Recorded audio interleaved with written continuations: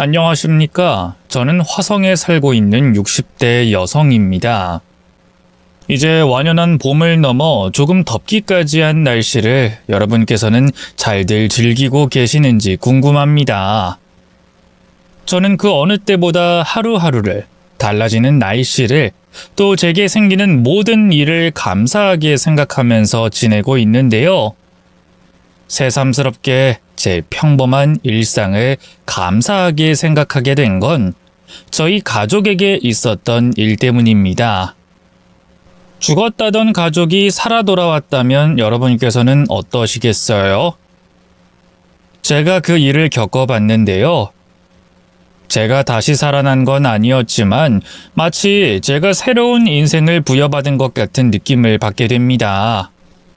그래서 살아 돌아온 가족이 곁에 있다는 것만으로, 매일 전화하고 만나고 싶을 때 만날 수 있다는 것만으로도 행복하고 매사에 감사하게 되죠. 그런데 그 일이 마냥 떠올리기 기분 좋은 일만은 아니에요. 제 가족이 죽은 척을 해야 했던 이유도 있었으니까요. 오늘은 제가 제 아들이 죽은 척을 해야만 했던 이야기를 오늘 이곳에서 해보겠습니다. 저는 남편을 일찍 떠나보내며 슬하에 하나 있는 아들을 혼자서 키웠습니다. 일찍 떠난 남편 대신 혼자 아들을 키우며 고생도 많았지만 저는 그런 고생을 한 번도 후회한 적 없었어요. 비록 남편 없이 혼자인 신세였지만 단 한 번의 말썽 없이 잘 자라준 아들 덕분에 남부러울 게 없었거든요. 게다가 잘 자라준 아들이 결혼마저 잘해서 제 마음에 쏙 드는 며느리까지 데려왔으니 더할 나위가 없었죠. 저희 며느리가 참 착하고 좋은 여자아이였거든요. 저희 아들도 성품이 바르고 점잖은 편이라 둘이 참 잘 어울린다 싶었어요. 그렇게 저는 보고만 있어도 흐뭇해지는 아들과 며느리를 보며 노년의 행복을 느끼고 있었습니다. 저희 아들도 제게 참 잘했지만 저희 며느리가 정말 효부였어요.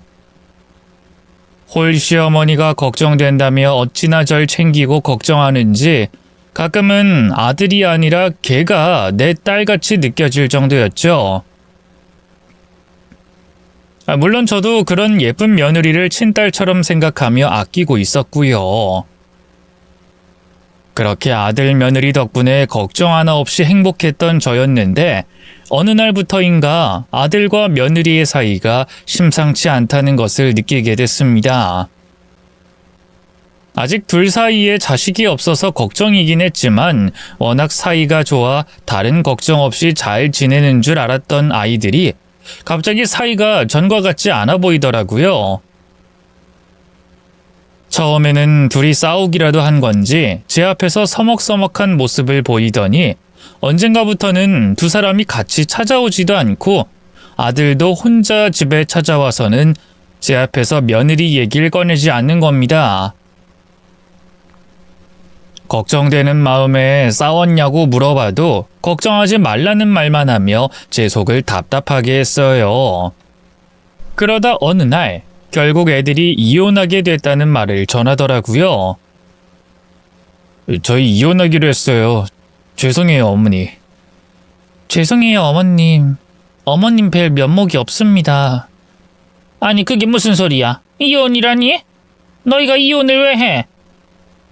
갑자기 이게 무슨 소리인지 난 통 모르겠구나. 대체 왜? 너희 무슨 문제라도 있었니? 그동안 잘 지내고 있었잖아. 이유는 묻지 말아주세요.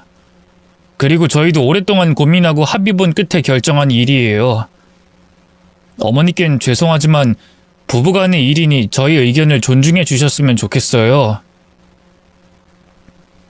오랜만에 둘이 같이 찾아오겠다고 해서 들떠 있었더니 갑자기 이혼 얘기를 제 앞에 들이미니 제가 얼마나 놀랐겠어요. 이유를 물어봐도 말도 안 하고 그냥 그렇게 됐다고 하는데 저는 그 상황을 도무지 이해할 수가 없었습니다. 분명 그동안 별 문제 없이 잘 살던 아이들이었고 저나 다른 사람들 보기에도 너무 잘 어울리는 한 쌍이었는데 왜 갑자기 갈라서겠다고 하는지 그 이유를 모르겠더라고요. 하지만 이미 둘이서 마음 정리를 다 한 건지 아이들은 자기들끼리 이혼 결정을 내린 뒤였습니다. 평소에는 아이들의 생각을 존중하던 저였지만 이혼 결정만큼은 쉽게 받아들일 수가 없었어요. 아들 말대로 부부 사이의 일에는 가족이라도 부모라고 해도 끼어들 수 없다는 걸 알았지만 둘이 그냥 이혼을 하게 두고 볼 수가 없더라고요. 며느리가 너무 참하고 착한 아이라 그런 아이를 놓치고 싶지 않았으니까요. 그래서 며느리를 붙잡고 왜 그러냐며 내가 뭐 서운하게 했냐며 마음을 돌려보려 하기도 하고 아들을 붙잡고 다시 한번 생각해보라고 말리기도 했지만 두 아이는 결국 합의 이혼을 하고 말았습니다. 그리고 그 일로 저는 큰 상심을 겪어야만 했죠. 걱정 없던 아들 인생에 이혼이라는 흠이 생긴 것도 속이 상했지만 저는 다른 것보다도 며느리가 너무 아까웠어요. 그 애는 정말 제가 딸처럼 생각했던 아이였기 때문에 저는 그런 사람을 떠나보낸 아들의 선택에 아쉬움이 남을 수밖에 없었습니다. 둘이 헤어져서 서로에게 더 좋은 배우자를 만날 수 없을 텐데 도대체 왜 이러나 싶었죠. 게다가 며느리가 워낙 마음 씀씀이가 깊은 아이였거든요.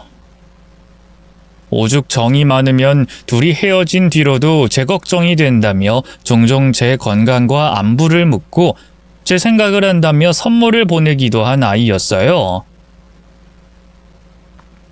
그럴 때마다 저는 이런 귀한 며느리를 놓친 것이 더 안타까울 수밖에 없었습니다.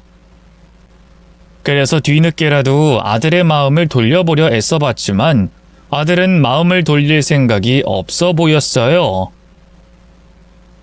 왜 이혼해야만 한 건지 이유도 말해주지 않는 아들 때문에 저도 결국 그냥 내가 모르는 부부 사이에 문제가 있었다고 생각하며 마음 정리를 해야만 했죠. 그렇게 두 사람이 이혼하고 몇 년이 지난 어느 날이었습니다. 이혼한 뒤로 연애 소식도 없이 혼자 조용히 지내던 아들이 갑자기 결혼하겠다며 집에 여자를 데려온 겁니다. 전 며느리같이 그 좋은 여자를 두고도 이혼하기에 다시는 결혼 생각 없이 사는 줄 알았더니 갑자기 또 재혼하겠다며 여자를 데리고 오니 제 입장에서는 조금은 황당하더라고요.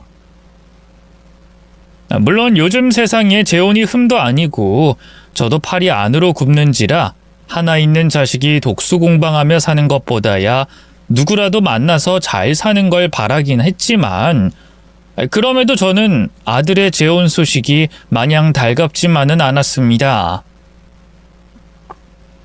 몇 년이 지났지만 아직은 제 마음속에 맏며느리가 남아있었던 탓에 그 아이 생각에 마음이 편치 않았던 거죠. 하지만 그렇다고 해서 아들의 새 출발을 막을 수도 없었고 새로 들어올 며느리가 무슨 잘못이라고 그 애를 부정할 수도 없는 일이었습니다. 그래서 저는 그런 저의 속내는 드러내지 않은 채 그저 아들의 선택을 존중하며 두 사람의 결혼을 축하해 주기로 했죠. 그래, 부모가 자식 일에 함부로 끼어들 수도 없고 네가 좋다면 그렇게 해라. 아무쪼록 이번엔 한번 잘 살아봐. 엄마는 민수 네가 행복하기만 하면 되니까. 그렇게 두 사람은 결혼하게 됐고 아들은 다시 새로운 가정을 꾸리게 됐습니다. 그렇게 새로 들어온 새 며느리는 제게 썩 잘하는 편이었어요. 제게 점수를 따려고 그러는지 시키지도 않은 시집살이를 자처하기까지 하며 유독 잘하려고 노력하더라고요. 하지만 그럼에도 저는 새 며느리가 썩 마음에 들진 않았습니다. 그냥 제 기분 탓인진 모르겠지만 며느리가 제게 잘 보이려는 그 모습이 마냥 순수해 보이지 않았거든요. 아들에게서 제가 전 며느리를 유난히 예뻐했다는 소리를 들어서 그런 건지 조금은 탐탁치 않았던 제 속내를 눈치챈 건진 모르겠지만 새 며느리의 행동은 계산적인 것 같았고 무엇인가 속셈이 있는 것처럼 느껴졌거든요. 물론 가식을 떠는 게 잘못은 아니겠지만 저는 마음에 없는 행동을 하는 새 며느리가 불편하기만 했습니다. 분명 전 며느리는 말 한마디를 해도 진심으로 느껴지고 행동 하나하나가 진실해 보였는데 새 며느리는 그러지 않았거든요. 하지만 그렇다고 제가 며느리를 나무랄 수는 없었어요. 진심이든 가식이든 잘하려고 노력하는 걸 욕할 수도 없었고 또 그러다가 괜히 고부 갈등으로 번질까봐 새 며느리에게는 무슨 말을 꺼내는 게 불편했거든요. 괜히 며느리와 분란을 만들었다가 재혼한 아들이 저 때문에 또 이혼하게 되면 안 되잖아요. 그래서 저는 마음에 들지 않은 며느리여도 겉으로는 잘해줄 수밖에 없었습니다. 하지만 잘해주려고 노력해도 마음으로는 좀처럼 가까워질 수 없는지 며느리와는 적당한 거리를 두고 지냈어요. 그렇게 아들이 재혼한 뒤로 3년이나 지났지만 전 여전히 며느리가 불편했죠. 하지만 다행스럽게도 아들은 며느리와 잘 지내는 것 같더라고요. 그런 모습을 보면 사람마다 제 짝이 따로 있나 싶기도 하고 별일 없이 잘 지내는 아들을 보며 아들만 행복하면 된 거라고 생각하며 저는 큰 욕심 없이 지냈습니다. 그렇게 모든 것이 다 괜찮은 줄 알았던 어느 날 제게 또다시 청천벽력 같은 소식이 전해지고 말았습니다. 그건 다름 아닌 아들의 사고 소식이었죠. 어머니, 민수 씨가 사고가 났어요. 그게 무슨 소리야? 민수가 사고가 났다니? 많이 다쳤다니? 큰일이야? 며느리가 제게 전화를 걸어 아들이 사고가 났다고 말하는데 저는 처음에는 가벼운 사고 정도로 생각했습니다. 하지만 아들의 사고는 결코 가벼운 사고가 아니었어요. 해안선을 따라 운전하던 아들의 차량이 갑자기 과속하며 가드레일을 부수고 해안선 절벽 아래로 떨어졌다고 얘기하더라고요. 뭐? 절벽으로 떨어졌다고? 그래서 민수가 많이 다친 거니? 어떻게 된 거야? 민수는 살았어? 그게 민수 씨가 아직 발견이 안 됐어요. 사고 난 차는 바다에서 인양했는데 안에 사람이 없다고 해요. 아무래도 민수 씨가 물에 빠져서 죽은 것 같아요, 어머니. 이 일을 어떻게 하면 좋아요? 사고가 난 지점 어디에서도 아들이 발견되지 않았다는 말에 저는 곧장 사고 현장으로 달려갈 수밖에 없었습니다. 그리고 저는 애원하듯 경찰들과 구조대원들에게 제발 아들을 찾아달라며 간절히 부탁했죠. 선생님들, 제발 저희 아들 좀 찾아주세요. 저희 아들 어딘가에 분명 살아있을 거예요. 우리 민수가 그렇게 쉽게 죽을 애가 아닙니다. 분명히 어딘가에 있을 거예요. 그러니까 제발 꼭 좀 찾아주세요. 예? 죄송합니다. 저희도 열심히 수색을 해봤지만 아드님의 흔적이 전혀 없어요. 그리고 차가 저런 상태로 발견된 것으로 봐선 찾는다고 해도 살아있을 거라는 가능성이 낮습니다. 밤새 수색 지역을 넓혀 찾아봤지만 아무것도... 아들의 흔적도 시신도 찾을 수 없었던 저는 너무나 괴로웠습니다. 그런데 더 충격적인 것은 그런 아들의 사고 원인조차 알 수 없었던 것이었어요. 평소 운전 실력이 좋던 아들이 차량 사고를 당했다는 게 이해되지 않았던 저는 무엇보다 사고의 이유를 알고 싶었습니다.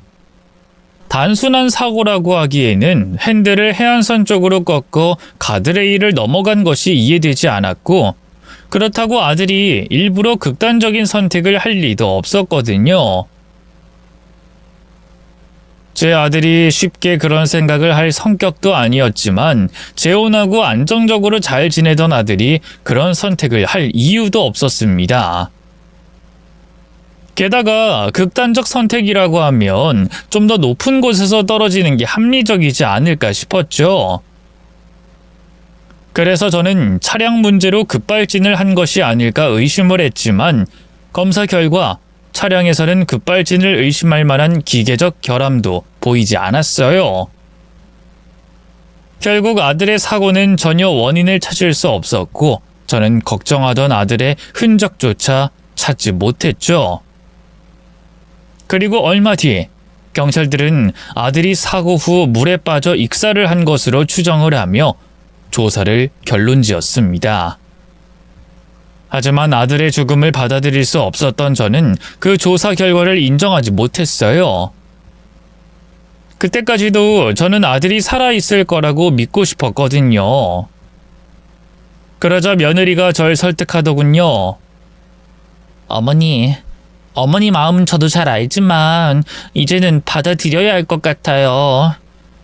경찰에서도 살아있을 확률이 낮다고 하고 만약 살아있었다고 하면 왜 여태 나타나지 않겠어요. 그러니까 어머니께서도 이젠 현실을 받아들이세요. 저도 너무 힘들지만 어쩔 수 없잖아요. 저희가 민수 씨 좋은 곳으로 보내줘야 맞는 것 같아요. 저는 며느리의 말을 인정하고 싶지 않았고 금방이라도 아들이 살아 돌아올 거라는 생각에 어떻게든 장례를 미루려 했습니다. 조금만 기다려보자며 아들이 돌아오길 기다리고 있었죠. 하지만 수사 종결 한참 후에도 나타나지 않는 아들의 모습에 결국 더 늦기 전에 아들의 장례를 치르기로 마음을 먹어야 했어요. 부모로서 자식을 먼저 떠나보낸다는 건 제정신일 수 없는 일이었어요. 며느리의 현실적인 조언에 어쩔 수 없이 아들의 장례를 치르고 있었지만 제 눈앞에 있는 아들의 영정사진을 보면서도 이건 현실일 리가 없다고 생각했습니다. 하지만 아들의 부고 소식을 듣고 하나둘씩 찾아오는 조문객들의 눈물과 위로를 보고 들으며 제 아들이 먼저 세상을 떠났음을 점점 실감하게 됐죠. 그 자리에 있는 것조차가 너무너무 힘든 일이었습니다. 제 가족들이, 지인들이 절 위로하는 소리도 들리지 않았고 그저 가슴이 찢기고 온몸이 난도질 당하는 느낌이었죠. 그러다 전 며느리가 아들의 장례식장으로 들어왔습니다. 제가 전 며느리를 참 많이 아꼈고 저를 제외하곤 제 아들을 가장 잘 아는 사람이라서 그런지 몰라도 너무 반가웠습니다. 장례식장을 찾아와준 사람들 중 유일하게 전 며느리에게만 위로받고 싶다는 생각이 들었고 의지하고 싶었어요. 그리고 정말 다행히 전 며느리가 아들 빈소에 절을 하고 상주인 새 며느리와 이야기를 나눈 뒤 바로 저에게 다가와 줬습니다. 다가와 슬픔에 허우적거리고 있는 절 위로해줬죠. 어머님, 괜찮으세요? 은경아, 우리 민수가 세상을... 네, 알아요. 어머님 마음이 어떤지 제가 다 알아요. 제 품에 안겨서 마음껏 노세요. 은경아, 우리 민수가 죽었어. 우리 불쌍한 민수 머리카락 하나도 찾지 못하고 이렇게 장례를 치르고 있어. 이걸 어떡하니? 이걸 어떻게 해? 아유... 저는 전 며느리 품에 안겼고 전 며느리는 그런 저를 품에 안고 위로해줬습니다. 그제야 저는 이제까지 흘리지 못하고 있던 눈물을 터뜨리며 오열하게 됐죠. 그런데 그런 제 눈물이 쏙 들어가게 되는 말을 전 며느리가 제 귀에다 대고 속삭였어요. 오로지 저만 들을 수 있게 말이죠. 어머님, 이제부터 제가 하는 말 놀라지 마시고 들으세요. 제 말이 끝나면 지금처럼 제 품에 안겨서 그대로 절 따라오시면 돼요. 아시겠죠? 어머님, 민수 씨가 왜 죽었는지 전 알고 있어요. 이유를 알고 있고 그걸 밝히려면 어머님께서 저희를 도와주셔야 해요. 뭐라고? 그게 무슨 말이니? 밝히다니. 뭘 밝혀? 우리 민수 그냥 사고로 죽은 게 아닌 거지? 네가 우리 민수가 죽은 이유... 쉿! 잠시만요. 지금은 제가 하는 이야기 듣기만 하세요. 그리고 조금 전 말씀드린 것처럼 절 그대로 따라오시면 돼요. 어머님, 민수 씨 살아있어요. 제가 지금 어머님을 민수 씨가 있는 곳으로 데려갈 거예요. 근데 여기 있는 누구도 알면 안 되는 일이니 제발 아무 말 말고 제 품에 안겨 따라와 주세요. 지금처럼 민수 씨 죽음을 받아들일 수 없는 어머님 모습 그대로 말이죠. 전 제 귀에다 대고 아들이 살아있다는 며느리가 미친 줄 알았습니다. 이혼한 사이였지만 전 며느리에게도 한때 남편이었던 제 아들의 죽음은 큰 충격이었을 테니까 말이죠. 그런데 전 며느리 눈빛은 전 남편의 죽음에 이성을 잃은 눈빛이 아니었습니다. 간절했고 결연하게까지 보이는 눈빛이었죠. 그 눈빛을 보며 전 며느리가 하는 말을 믿어보기로 했어요. 아들을 먼저 떠나보내며 모든 것을 다 잃은 것과 다름없는 제 상황에서 며느리에게 한번 속는다고 문제될 건 없었으니까 말이죠. 또 제 아들이 살아있다고 하지 않았습니까? 어느 부모든 그 말이 거짓이라는 걸 알아도 발걸음을 옮길 수밖에 없었죠. 저는 전 며느리에게 알아들었다며 고개를 끄덕였어요. 저는 전 며느리 품에 안겨 장례식장 밖으로 나왔죠. 그리고 마치 누구에게 쫓기듯이 계속 고개를 돌려가며 급히 운전해 어디론가 가는 며느리를 따라간 그곳에서 믿기지 않은 일을 마주하게 됐어요. 전 며느리가 제게 말했던 것처럼 너무나도 멀쩡히 살아있는 아들을 보게 됐거든요. 아들이 죽은 걸 받아들이지 못했던 저였지만 제 눈앞에 서 있는 아들을 보며 혹시 귀신은 아닐까 싶었습니다. 꼭 아들이 살아있다는 걸 믿지 못해서 그런 게 아니라 그 당시 그 상황이 아들이 살아있는 걸 믿기 힘든 상황이었으니까요. 사람 죽은 걸 결론 짓는 일이 어설플 수 있겠어요? 그리고 아들이 큰 사고를 겪고도 기적적으로 살아남았다면 왜 자기 장례식을 치르고 있는 걸 두고 보고 있는지 이해가 되지 않았습니다. 굳이 절 비밀스럽게 이곳으로 데리고 올 게 아니라 장례식장에 나타나 사고에서 살아남게 된 경위를 말해주면 됐어요. 그게 일을 복잡하게 만들지 않고 한 번의 장례식을 찾은 조문객들과 남편과 아들의 죽음에 슬퍼하고 있는 며느리와 제 오해를 풀 수 있는 방법이었습니다.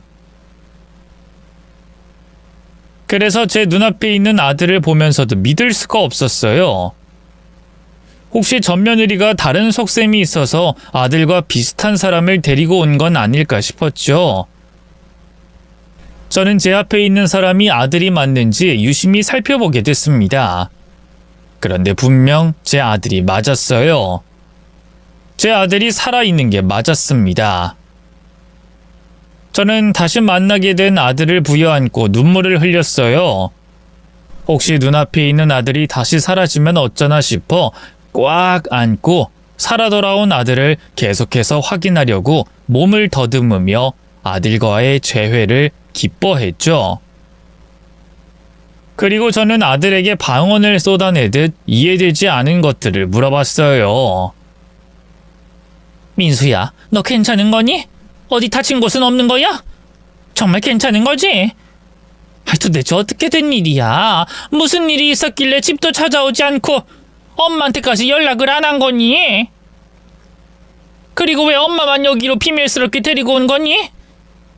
날 데리고 온 걸 보면 네 장례식을 치르고 있다는 걸 알고 있다는 건데. 그러면 네가 죽지 않았다는 걸 직접 찾아와서 밝혀야지. 네가 죽었다고 오해하는 사람이 얼마나 많은데, 슬퍼하는 사람이 얼마나 많은데. 어머니, 잠시만요. 진정하시고 제가 어떻게 된 일인지 설명해 드릴게요.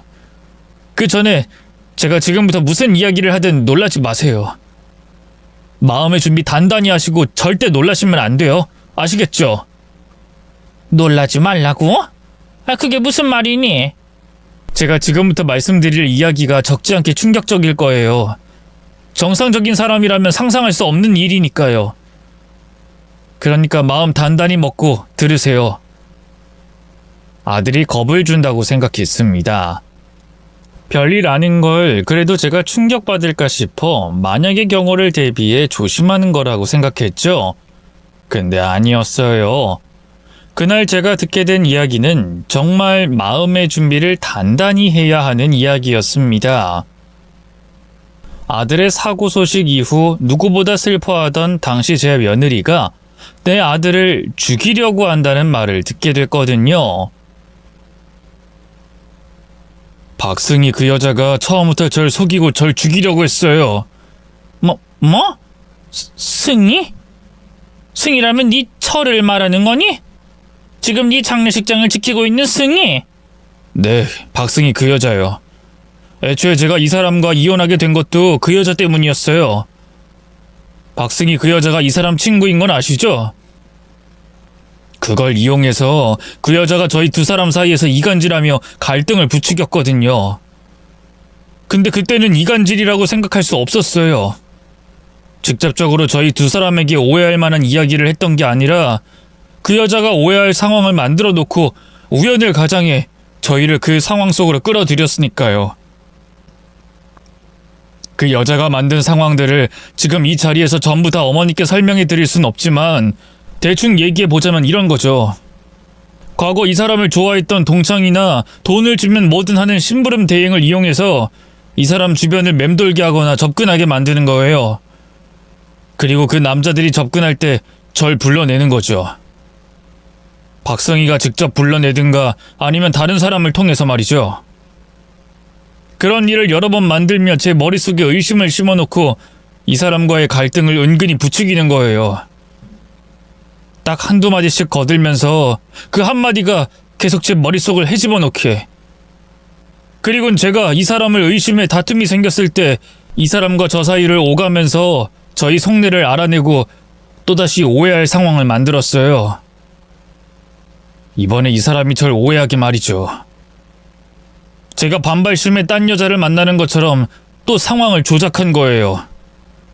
그리고는 이 사람 곁에서 제게 했던 것처럼 갈등을 부추기고요. 아예 저희 옆에서 대놓고 이간질을 부추겼으면 의심이라도 할 텐데 눈치를 챌 수 없게 한두 마디 오해할 말을 뱉고 1년 넘게 저희를 위하는 척 오해를 풀어주려고 노력하는 척하고 있으니 의심할 수가 없었어요. 그렇게 저희 사이를 오랜 시간 이간질하면서 갈등을 부추긴 그 여자 때문에 저희는 서로를 의심하는 사이가 됐고 결국 이혼을 선택하게 됐던 거예요. 그리고 절 위로해준다면서 곁에 있었던 박승희에게 제가 넘어갔던 거고요. 그러다 저와 이 사람이 서로를 오해하고 의심하게 만든 사람이 박승희 그 여자의 계획이었다는 걸 제가 몇 달 전에 알게 됐어요. 제가 뭘 좀 찾으려고 하다가 그 여자의 계획이 적혀져 있는 다이어리를 본 거예요. 날짜별로 단계별로 너무나도 자세히 적혀져 있는 그 계획을 보고 단번에 알게 됐어요. 저와 이 사람이 박승희 그 여자 소나기에서 놀아나고 있었다는 걸요. 하지만 그 계획을 보고도 처음엔 박승희가 절 좋아해서 이 사람을 질투해서 우리 사이를 헤어지게 만든 거라고 생각했죠. 그래서 그 여자가 한 짓에 대해 따지려고 제 나름대로 증거를 모으게 됐어요. 박승희가 발뺌하지 못하게 하려고요.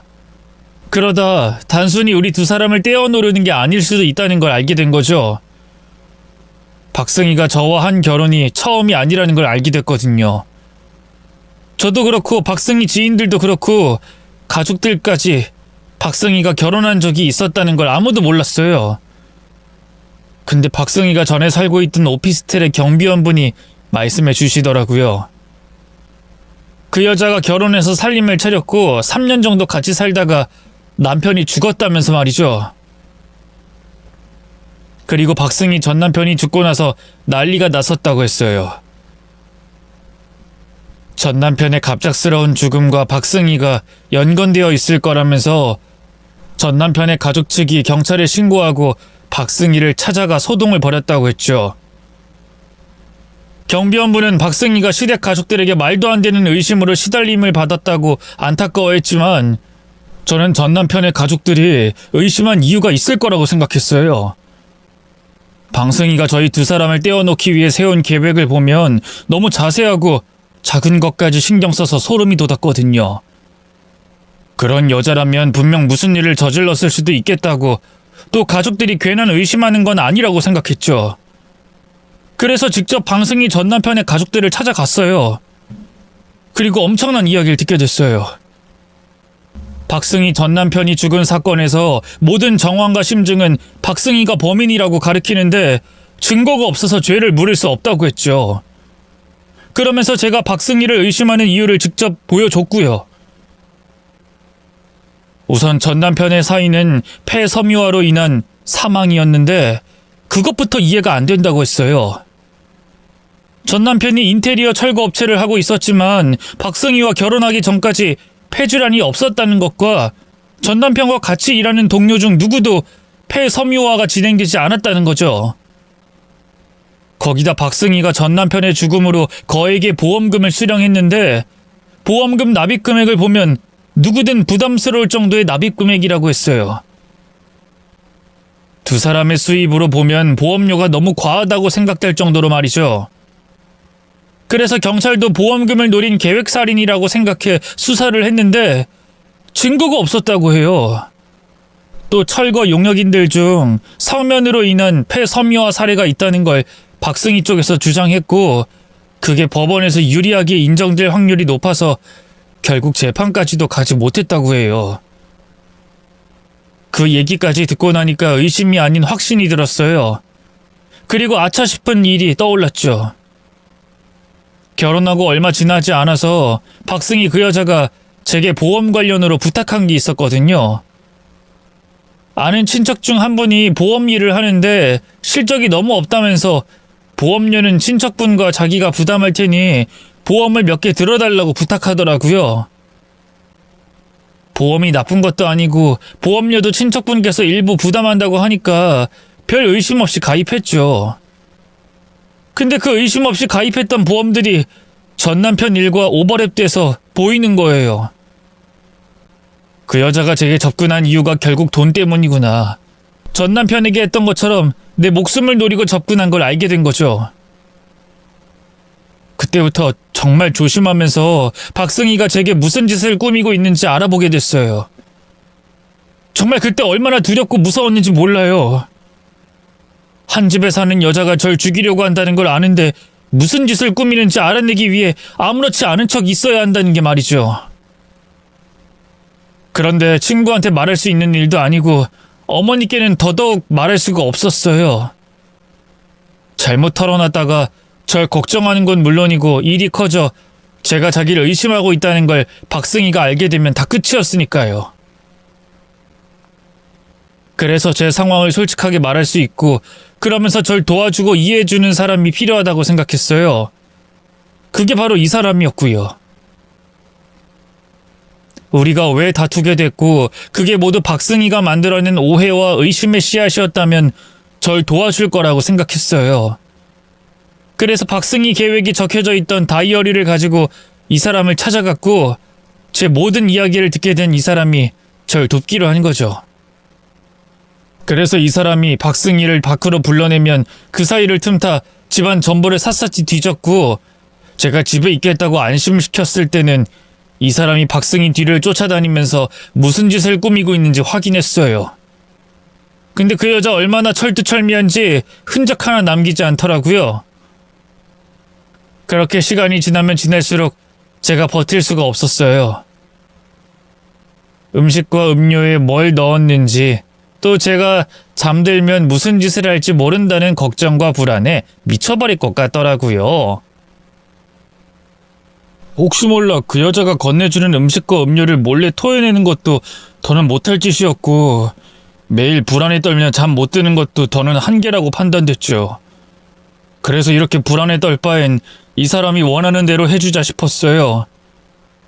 박승희는 분명 절 죽이기 위해 무슨 짓인가 하고 있을 텐데 제가 말도 안 되는 사고로 죽는다면, 그리고 누군가 제 어이없는 죽음에 의문점을 제기해 압박을 가한다면 박승희는 제 사고와 관련이 없더라도 제발 절 죽이려고 하는 증거를 없애겠구나 싶었죠. 그래서 이 사람과 어이없는 사고를 계획한 뒤 제가 죽은 척하고 있었던 거예요.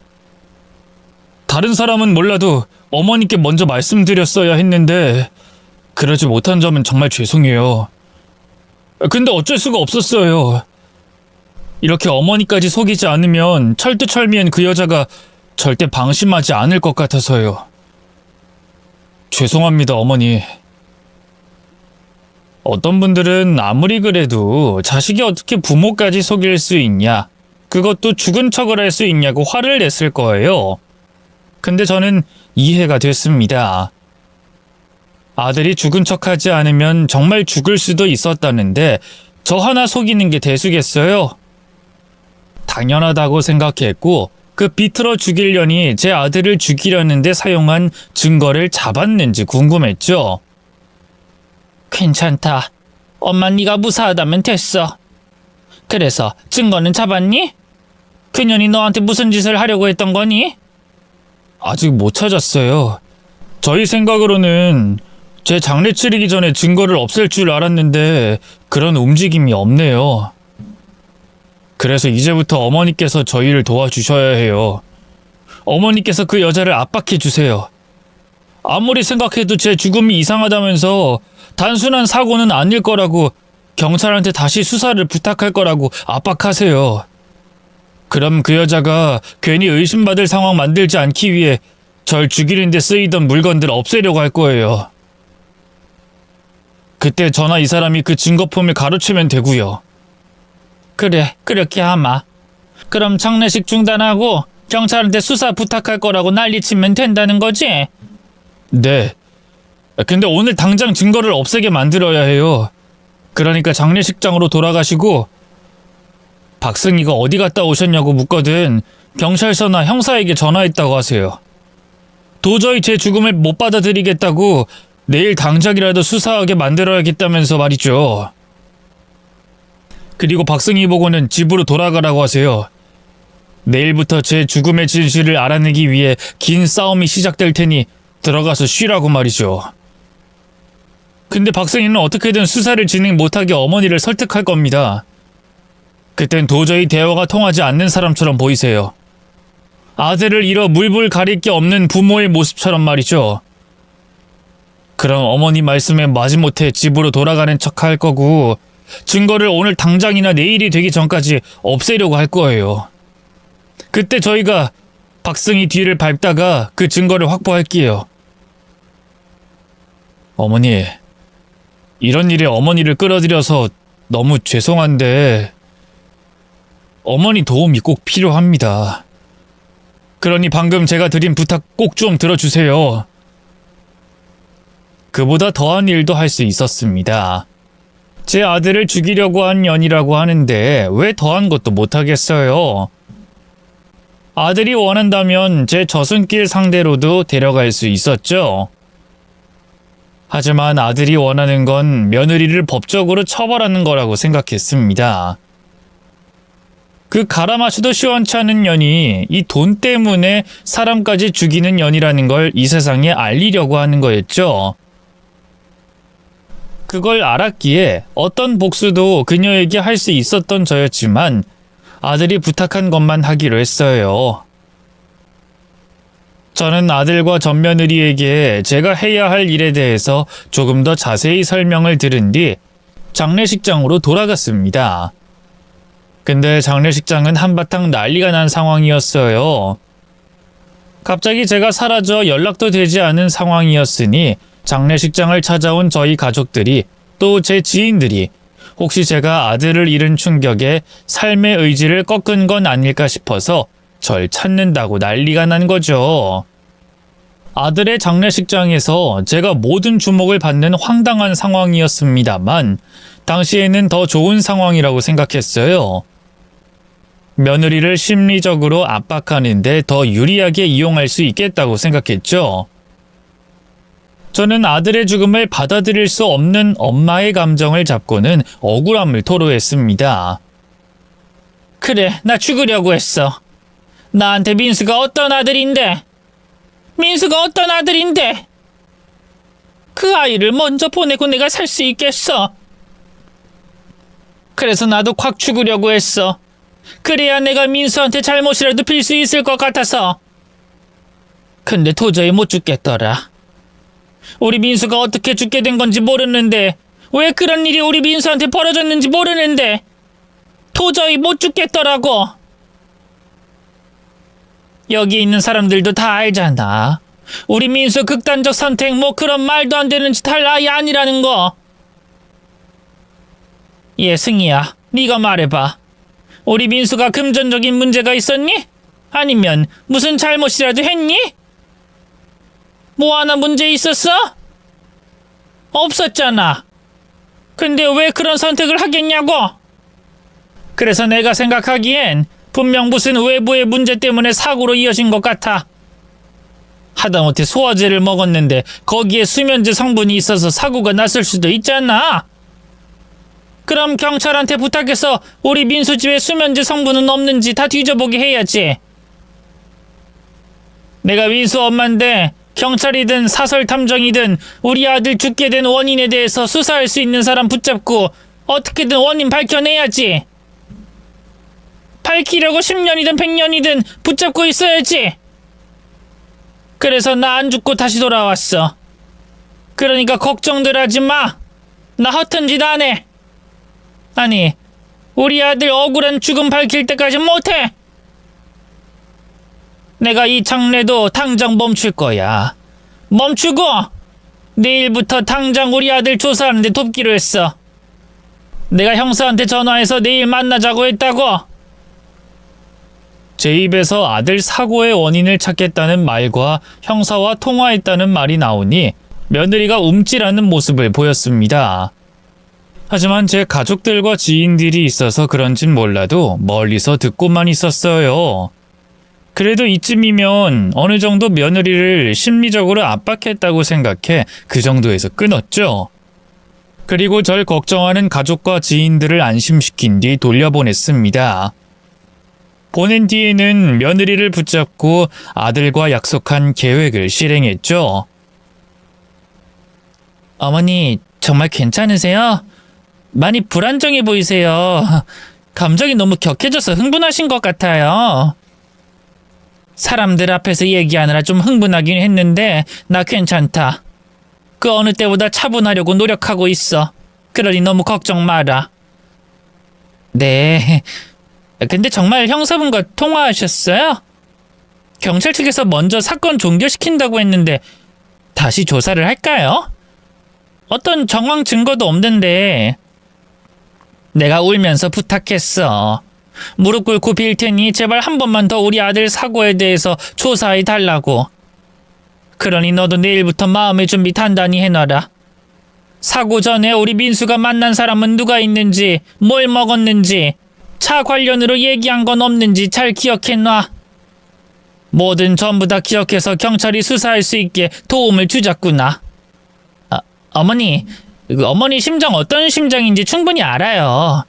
아니, 제가 자식 잃은 어머니의 심정 다 알진 못하지만 그래도 남편 사고로 떠나보낸 아내의 마음으로서 조금은 그 아픔의 깊이를 이해해요. 근데 이건 아닌 것 같아요. 장례를 멈추고 재수사를 한다니요. 그런 경우가 어딨어요. 그리고 경찰에서 먼저 사망한 것 같다고 종결한 사건을 제대로 재수사하려 하겠어요? 분명히 수사하는 척만 할 거라고요. 형사라는 그 사람 어머니 부탁이 귀찮아서 거짓말한 거라고요. 그럼 그 시간 동안 저희는 장례도 치르다 말고 구천을 떠도는 억울한 영혼이 되잖아요. 어머니, 저희 민수 씨 편히 보내줘요. 저도 그이가 어떻게 하다가 이런 사고를 당했는지 알고 싶지만 진심으로 편히 쉴 수 있게 보내주는 게 민수 씨를 위해서나 저희를 위해서 최선이라고 생각돼요. 솔직히 이제 와서 그 이유를 알게 된다고 해서 그이가 살아서 돌아오는 것도 아니잖아요. 그이도 어머니께서 빨리 이 일을 잊고 행복하게 살길 바랄 거예요. 아들과 맏며느리에게 그년의 속셈을 들어서 그런지 말하는 의도가 너무 훤히 보였습니다. 진짜 징글징글하고 구질구질하더라고요. 무슨 말을 해서라도 제 수사를 막아보려는 그년의 모습을 보니까 말이죠. 당장 그 말 같지도 않은 말이 튀어나오는 입을 꿰매버리고 싶었지만 참았어요. 저는 다시 그년을 압박하기 시작했죠. 아니, 난 그렇게 못하겠다. 원인 없는 사고가 어딨겠니? 이제까지는 오로지 사고에만 초점이 맞춰져 있었지만 이젠 사고에서 출원의 원인을 알아내는 게 아니라 원인에서부터 출발할 거야. 그리고 내 평생을 다 바쳐서라도 내 아들이 죽게 된 원인을 찾아낼 거고. 그러니 너도 네 남편이 죽게 된 원인 찾는 데 도와줘라. 내가 조금 전에 말했던 민수와 관련된 일들 전부 기억해내서 적어놓고 집안에 있는 민수 물건들은 건들지 마. 아니, 아예 집안에 있는 모든 물건들을 건들지 마라. 그래야 경찰이 뭐든 발견할 수 있지. 불편하겠지만 네 남편 죽은 원인 찾는 일이니 참아줘. 정 불편하다면 우선은 우리 집에 와서 지내고. 집안으로 경찰을 부른다고요? 어머니, 집안을 확인하기에는 시간이 너무 흐른 게 아닐까요? 확인하더라도 바로 해야 됐을 텐데. 그리고 증거가 있다고 해도 저 때문에 다 오염됐을 거예요. 저도 그의 죽음과 관련 있는 게 뭐라도 있지 않을까 싶어서 다 뒤져봤거든요. 근데 아무것도 없었어요. 그래서 제 생각에는 집안에서 뭘 찾을 게 아니라 그의 주변 사람들을 확인해봐야 할 것 같은데 다시 차근차근 처음부터 하는 거다. 혹시나 놓쳤을 단서가 있을지 모르니까. 그리고 민수가 24시간 생활하는 중에 가장 오랜 시간 머물렀고 지냈던 게 집이 아니냐. 그럼 집부터 시작해야지. 주변 사람들도 당연히 꼼꼼하게 조사해달라고 부탁할 테니 너무 걱정하지 마. 승희야, 우리 민수가 어떻게 죽었는지 꼭 알아내야 해.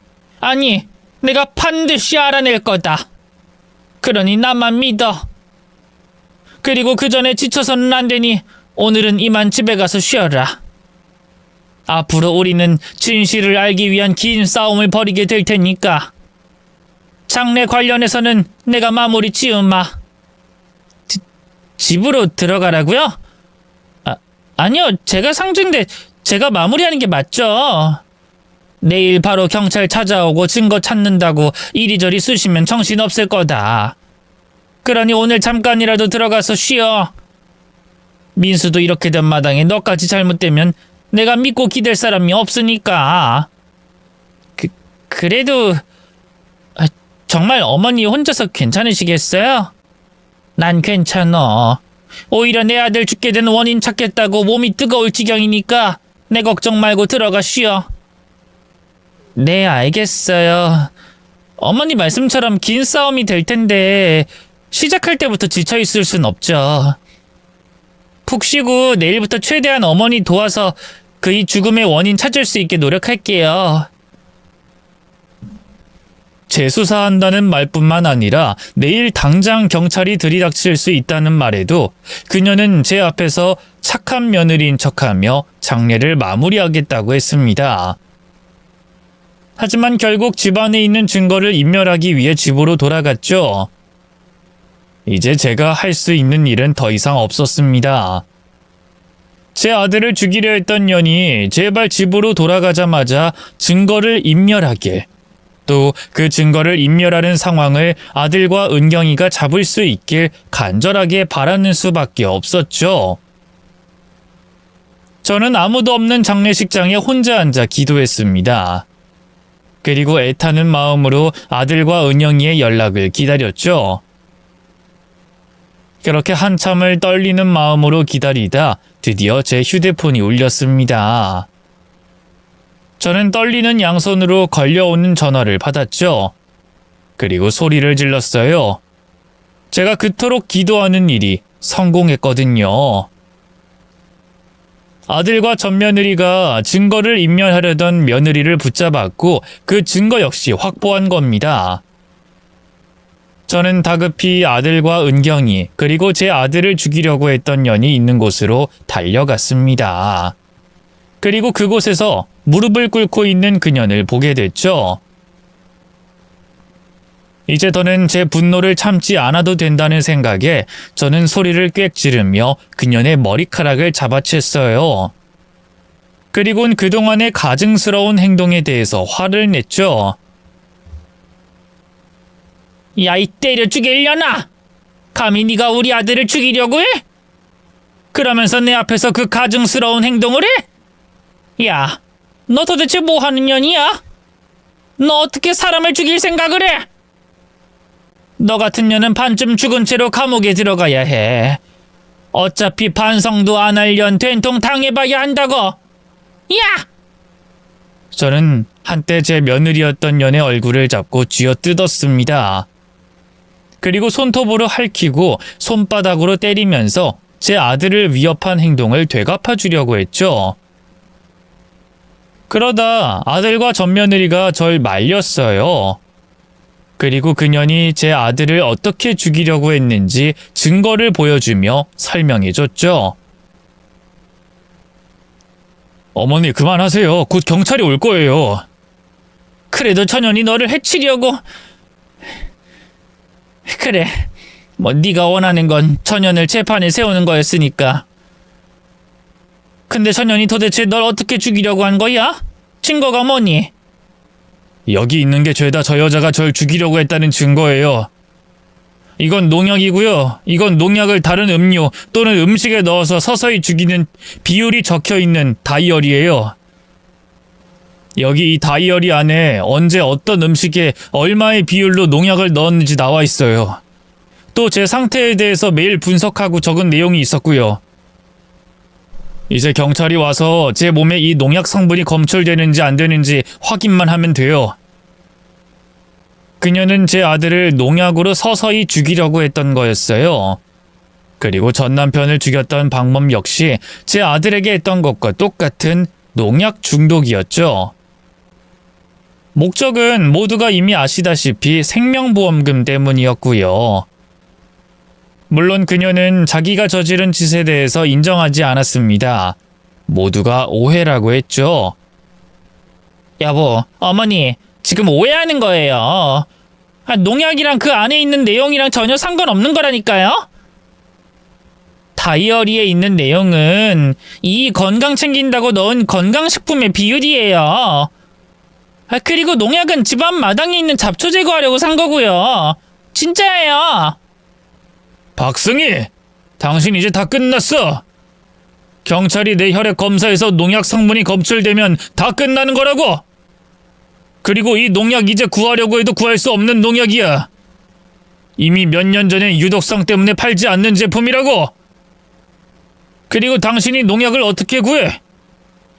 농약을 아무나 막 구할 수 있는 줄 알아? 그리고 나 당신이 어떤 여자인지 다 알아. 당신이 전 남편 죽였다는 걸 알고 있다고. 아마 이 농약 그때도 쓰인 거겠지. 그때도 내게 한 것처럼 전 남편에게 이 농약을 당신의 비율대로 먹이고 죽인 거겠지. 이제 다 끝났어. 포기하고 모든 걸 시인하라고. 당신 전 남편이 죽은 걸 어떻게 알고? 뭐가 어떻게야? 내가 죽은 척하고 있다 이렇게 나타난 것만 봐도 모르겠어? 이미 당신의 과거에 대해서 다 알아. 그래서 분명 내게 접근한 이유가 있고 날 죽이려고 한 걸 알아서 이렇게 죽은 척까지 했던 거고. 그러니 이제 포기해. 다 끝났다고. 끝까지 발뺌하려던 그녀는 모든 걸 알고 있다는 아들의 말에 결국 입을 다물었어요. 그리고 태도를 바꿔 모든 죄를 시인했습니다. 어차피 처벌받게 될 바에는 가명이라도 받겠다는 심산이었겠죠. 그렇게 아들을 죽이려고 한 증거를 찾아낸 후에는 모든 게 수월하게 해결됐습니다. 아들의 몸에서는 농약 성분이 검출되긴 했지만 다행히 아들이 그년을 의심해 조심에 또 조심을 한 결과 아주 소량만 검출됐어요. 당장 몸에 유해한 영향을 끼치진 않았고 몸에 남아있는 소량의 성분도 시간이 지나며 배출될 거라고 했습니다. 모든 게 잘 해결되어 가고 있었고 제 아들을 죽이려고 했던 년을 처벌할 수도 있었어요. 하지만 딱 하나 마음에 걸리는 일이 있었습니다. 저희 아들에게 한 짓에 대해서는 모든 것이 인정되어 처벌할 수 있었지만 박승희 전 남편 사건에서는 변한 게 없었거든요. 이번에도 증거 부족이었죠. 제 아들에게 농약 성분이 검출된 것과 달리 박승희 전 남편의 시신에서는 농약 성분이 검출되지 않았거든요. 정확하게 말하면 시간이 너무 흘러 농약 성분이 검출되지 않았던 거죠. 너무나도 아쉬웠습니다. 사람 한 명을 죽이고 한 명에게는 살인미수를 저질렀는데 그 죄가 하나만 인정됐으니 말이죠. 하지만 더 그나마 처벌할 수 있었다는데 위안을 삼아야 했죠. 그리고 우리 가족은 그년과 관련된 일을 모두 잊기로 했습니다. 입에 담아서 기억을 떠올려서 좋을 게 하나 없는 일이었으니까요. 이후 저와 아들은 평소처럼 지내면서 다시 새 삶을 부여받은 것처럼 매일매일 고맙게 여기며 살았어요. 또 이번 일을 같이 헤쳐나갔던 아들과 은경이는 서로의 마음을 확인하고 부부의 인연을 다시 맺었습니다. 그래서 제가 요즘 더 행복한 것 같네요. 다시 제 딸 같은 며느리와 같이 생활할 수 있게 돼서 말이죠. 저는 바라는 게 다른 건 없고요. 제발 우리 가족의 행복을 방해하는 존재가 나타나지 않기만을 바라고 있습니다. 물론 다른 사람은 겪지 않았을 엄청난 일을 겪게 되어 그 어느 가족보다 단단히 뭉친 저이지만 그래도 애초에 안 좋은 일들은 피할 수 있었으면 좋겠으니 말이죠. 그럼 제 바람이 꼭 이루어지길 기도하면서 전 제 사연을 끝내겠습니다. 읽어주셔서 감사합니다. 다들 행복하세요.